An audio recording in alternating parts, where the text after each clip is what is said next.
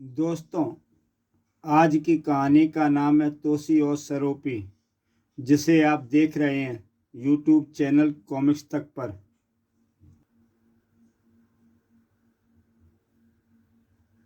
नाग बाबा चिंता में लीन था। यह मैंने क्या कर डाला। एक विधवा के श्राप का कोप धारक बन गया। नाग बाबा ने कालू जिन को याद किया। कालू जिन, अब मैं सर्वदेश के महायज्ञ में सम्मिलित नहीं हो सकता। क्यों स्वामी? महायज्ञ तो प्रारंभ हो गया है और उसका समापन आपके हाथों से ही होगा। परंतु महायज्ञ का प्रारंभ मैंने किया था, परंतु समापन मैं नहीं कर पाऊंगा। परंतु कोई कारण तो हो। उसका प्रारंभ और समापन धर्मगुरु के हाथों में होता है। जब महायज्ञ प्रारंभ हुआ था तो मैं धर्मगुरु था, अब नहीं हूँ। मैं कुछ समझा नहीं। तुम्हें याद होगा, जिस पिटारी में नीलमणि नाम का सपेरा टनी को ले जा रहा था, उसमें मैं बैठ गया था। हाँ, याद है। नीलमणि जब मुझे भूलोक ले गया था तो इच्छाधारी नागिन सरोपी के पास पहुंचा दिया, जो 1000 वर्ष से अपने पति की हत्या के इंतकाम की आग में सुलग रही थी। उस काल में उसके पति सलाका का हत्यारा एक युवराज था। सरोपी उस गुफा से इसलिए नहीं निकलती थी क्योंकि वह सलाका का सब सुरक्षित पड़ा था, और सरोपी ने कसम खाई थी कि जब तक सलाका के हत्यारों से बदला नहीं लेगी, सबका दाह संस्कार नहीं करेगी। संयोग से इस जन्म में उस युवराज ने टनी के रूप में जन्म ले लिया, इसलिए वह नीलमणि द्वारा टनी को पकड़कर लाना चाहती थी, और नीलमणि इच्छाधारी सर्प मंत्र जानता था। सरोपी जानती थी कि इस जन्म में वह हत्यारा टनी है। ओह, फिर मैंने सलाका की देह भस्म कर दी और सरोपी ने मुझे श्राप दे दिया कि आज के बाद मैं सर्प जाति का धर्मगुरु नहीं रहूँगा और मेरी मौत किसी विधवा के हाथों होगी। आवश्यक नहीं है कि उसका श्राप सही साबित हो। नहीं कालूजिन, जो पतिव्रता 1000 साल तक अपने पति के शव के पास बैठी रही, उसका श्राप झूठा नहीं हो सकता। सर्वदेश के राजपुरोहितों को हमारा संदेश पहुंचा दो कि वे दूसरा धर्मगुरु चुन लें। कोई इस योग्य हो तभी तो चुना जाएगा। मेरी सलाह मानिए, हो सकता है उसका श्राप झूठा हो। आप एक बार धर्मगुरु का आसन तो ग्रहण करके देख लीजिए। अगर तुम्हारी यही सलाह है तो देख लो। चलो महायज्ञ स्थल पर। सर्पदेश का महायज्ञ चल रहा था। तोसी सपरिवार वहाँ उपस्थित था।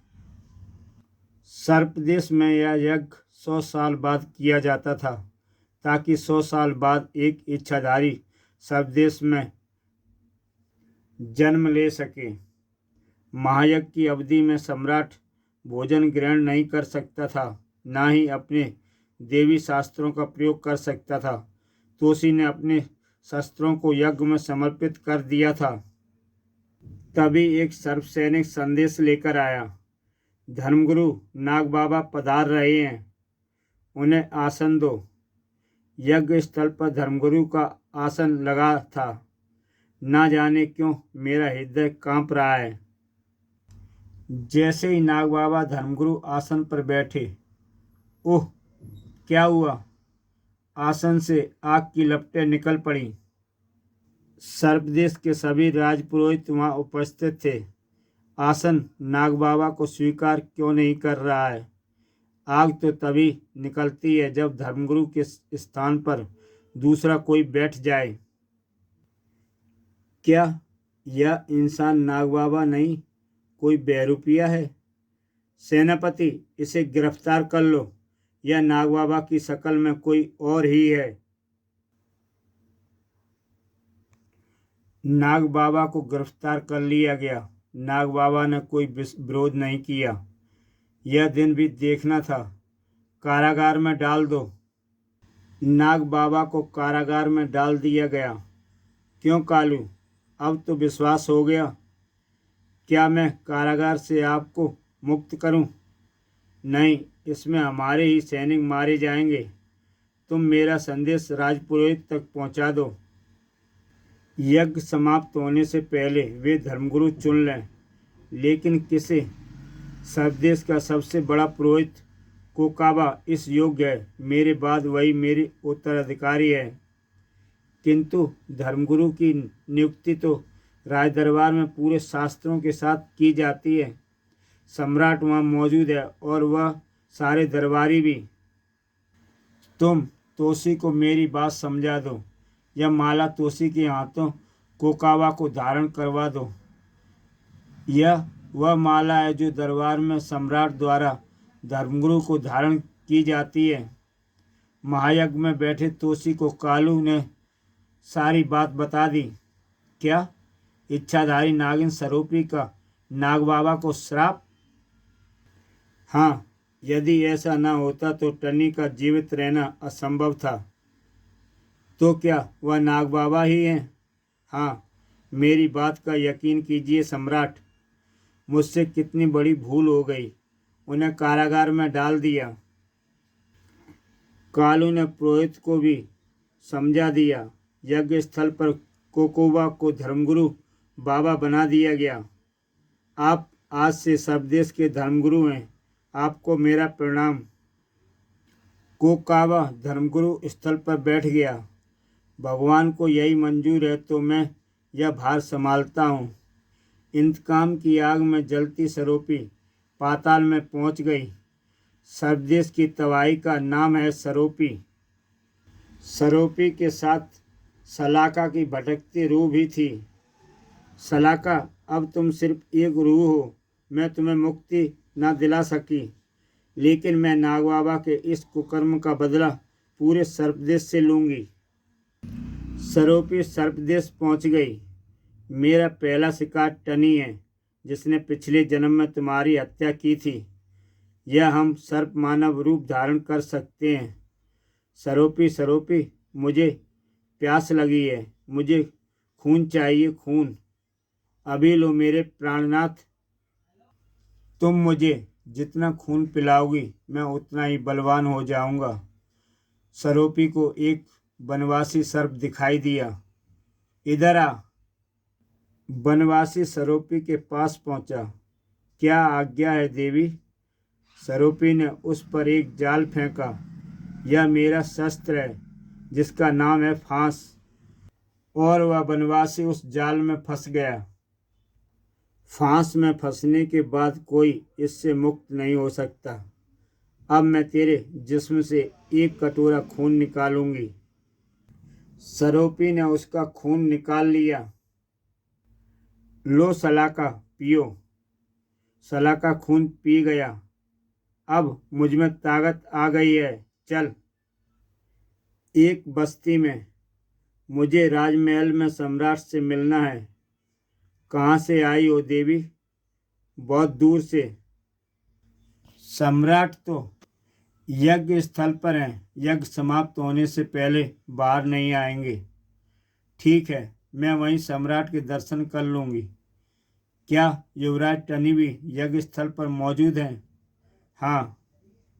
सरोपी यज्ञ स्थल की ओर रवाना हो गई।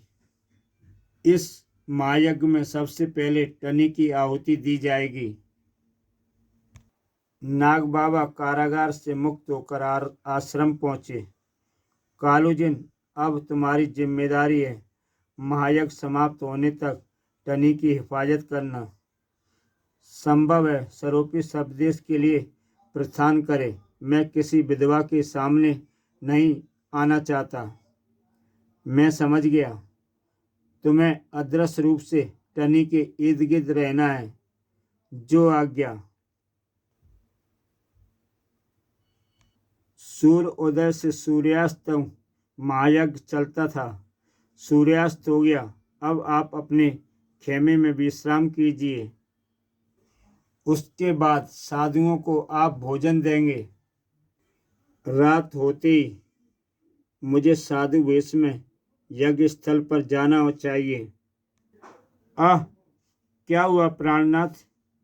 मैं यज्ञ की सीमा रेखा में प्रवेश नहीं कर सकता। ठीक है, मैं अकेले ही जाऊंगी। सरोपी ने साधु वेश धर लिया। अलख निरंजन। भोजन की कतार में बैठ गई सरोपी। जरा देख तो लूं कैसा है तोसी और उसका पुत्र टनी। तोसी, टनी, अप्सरा साधुओं को भोजन दे रहे थे। ओह, तो यह है तोसी और यह टनी अप्सरा। भोजन के बाद यह कहाँ ठहरेंगे? हे राजन, मैं भूत भविष्य वर्तमान का ज्ञाता हूँ। तुमसे अकेले में मिलना चाहता हूँ। अवश्य मिलिए साधु महात्मा। और तुम्हारा भविष्य भी बताऊंगा युवराज टनी। मुझे तो अपने दोस्त जुगनू का हाल मालूम करना है। मैं तुम्हें जुगनू से मिला सकती हूँ। सच? हाँ युवराज। तब तो आप मेरे खेमे में आज जरूर पधारेंगे।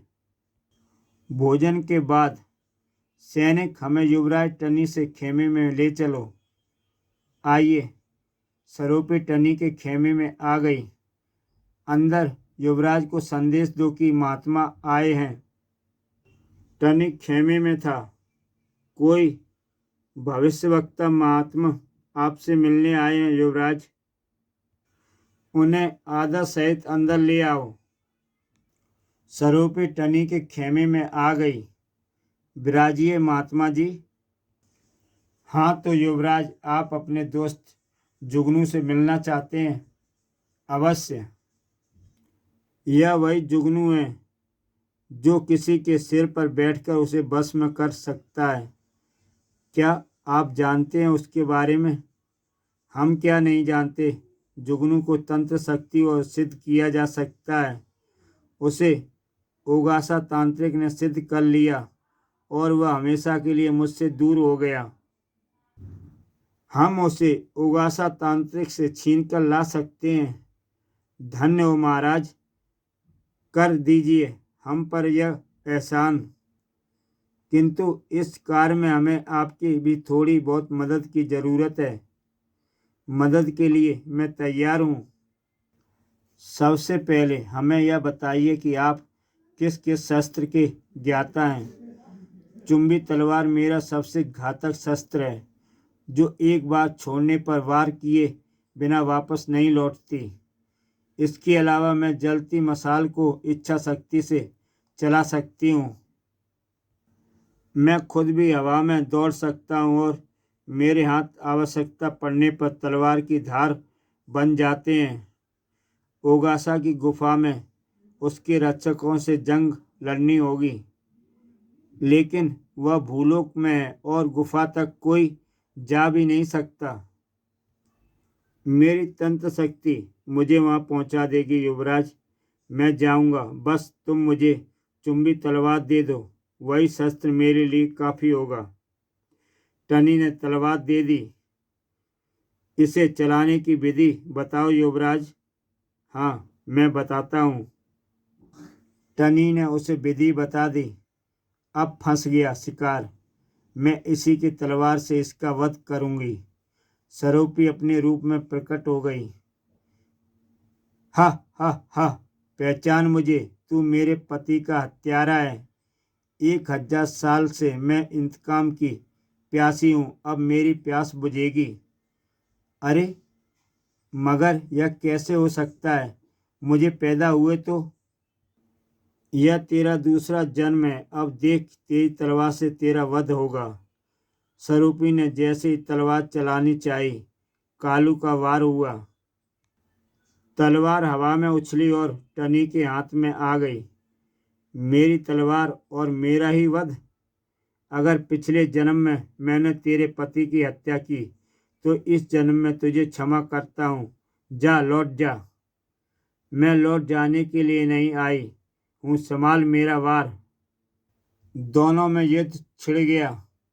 अचानक सरूपी ने विकराल रूप धर लिया। हा हा हा, अब मैं तुझे कच्चा ही खा जाऊंगी। अरे उबाल के ही खा लेना, सांप बने दोनों। अदृश्य कालू ने एक बार और किया। टनी हवा में दौड़ पड़ा। यज्ञ स्थल पर हड़कंप मच गया। मुश्किल यह है कि जब तक महायज्ञ समाप्त नहीं हो जाता, न मैं किसी का वध कर सकता हूँ, न पिताश्री कर सकते हैं, वरना और नहीं हम में से कोई यज्ञ स्थल से बाहर निकल सकता है। फिलहाल छिपने में ही भलाई है। टनी छिप गया। सरोपी आ गई। कहाँ गया, कहाँ छिप गया कायर? यहाँ कोई अदृश्य शक्ति इसका साथ दे रही है। मैं तोसी को बेबस कर दूंगी ताकि वह टनी को मेरे सामने लाए। तोसी इस हड़कंप से जागकर खेमे से बाहर आ गया। वो रहा तोसी। बता टनी कहाँ है? कौन है तू? सरूपी मेरा नाम है। बता, नहीं तो मार डालूंगी। इसे गिरफ्तार करके कारागार में डाल दो। सैनिक टूट पड़े। खच खचाक। सरूपी ने तबाही मचा दी। सरूपी ने हाथी का रूप धारण कर लिया। सैनिकों को कुचलना शुरू कर दिया। तोसी ने भी हाथी का रूप धर लिया। ओह, यह तो इच्छाधारी नागिन है। महायज्ञ समाप्त होने तक मैं अपने किसी शस्त्र का प्रयोग नहीं कर सकता, अन्यथा इसे पकड़ ध्वज बांध डालता। कालू ने सरूपी की सूंड पकड़ ली। इसे तोड़ ही डालता हूँ, नाक टूट जाएगी इसकी। उफ, वही अदृश्य शक्ति, मुझे भाग निकलना चाहिए। सरूपी परिंदा बनकर उड़ गई। तोसी अपने रूप में आ गया। अब यह इधर का रुख नहीं करेगी। अगले दिन क्या हुआ सरूपी? हमला कामयाब नहीं हुआ। यज्ञ स्थल सीमा के बाहर। अब क्या इरादा है? हम इनका महायज्ञ नहीं चलने देंगे। यज्ञ स्थल से बाहर रहकर विधन डालेंगे।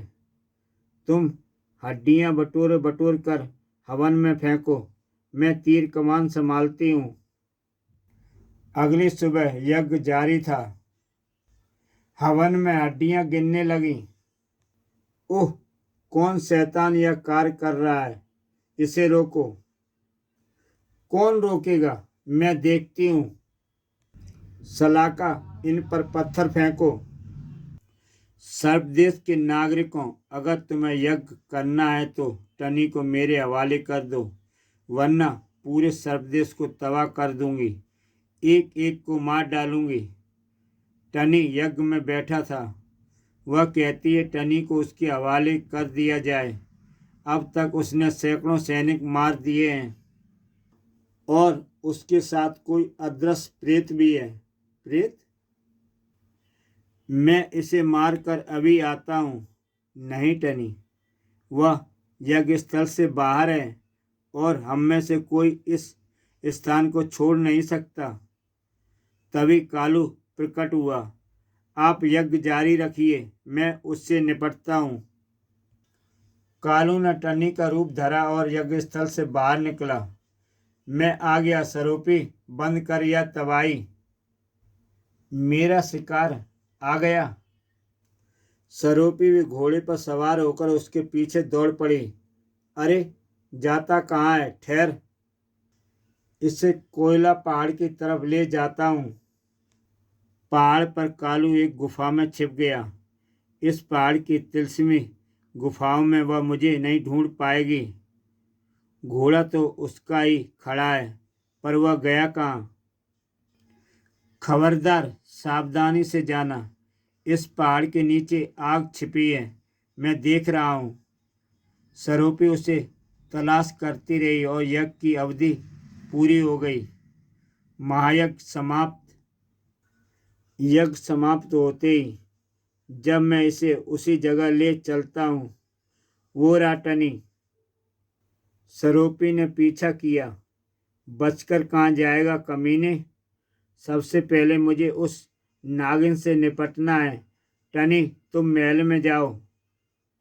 यज्ञ स्थल के बाहर वह इधर ही आ रही है। अरे टनी तुम? मैं टनी नहीं, कालू जिन हूँ। कालू अदृश्य हो गया। कहाँ गया? सावधान स्वरूपी, अब तेरा अंतिम समय आ गया है। तुलसी ने आह्वान किया। पकड़ ध्वज, बांध दो इसे।